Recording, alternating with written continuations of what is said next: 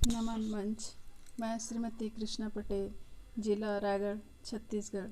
कलम की सुगंध काव्य मंच में संस्थापक आदरणीय गुरुदेव संजय कौशिक विज्ञात जी का आभार व्यक्त करती हूँ, जिन्होंने लघु कथा कहानी की एक श्रृंखला कथा की सुगंध में मुझे कहानी प्रस्तुत करने का अवसर दिया। मेरे कहानी का शीर्षक है विदाई। आज घर में बहुत चहल पहल थी।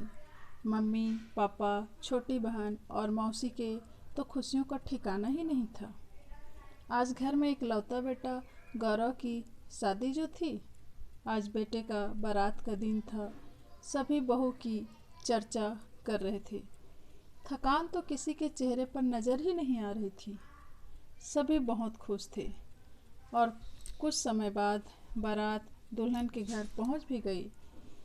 बड़ी हंसी ठिठोली से विवाह संपन्न हुआ। विदाई का समय आ गया।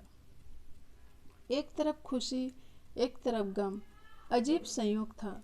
विदाई के वक्त दूल्हे ने लड़की के माता पिता से कुछ ऐसा कहा कि सभी के चेहरे पर हल्की मुस्कान आ गई।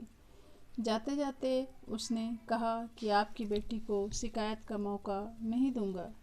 इधर बहू की स्वागत की तैयारी जोर शोर से चल रही थी, मगर तभी खबर मिली कि बारात गाड़ी का एक्सीडेंट हो गया और अब दूल्हा इस दुनिया में नहीं रहा। सारी खुशियाँ मातम में बदल गई।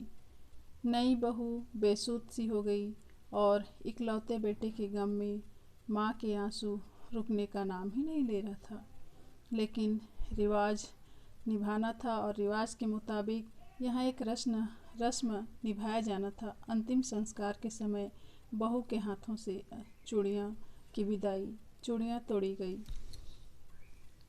नई बहू के अरमानों की विदाई हमेशा के लिए। इस रस्म के बाद लड़की के घर वाले बहुत कोशिश किए कि बेटी वापस घर आ जाए, लेकिन दुल्हन ससुराल में रहना चाहती थी और ससुराल को संभालने में लग गई।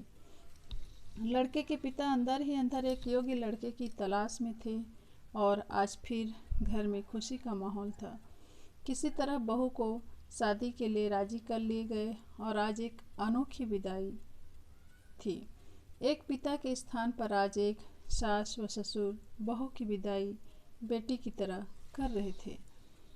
लोगों के लिए कौतूहल के साथ साथ प्रेरणादायक जो विदाई थी। जो भी हो, आज सभी खुश थे। इतने दिनों के बाद इस आंगन में खुशियों ने फिर से अंगड़ाई जोली थी। धन्यवाद।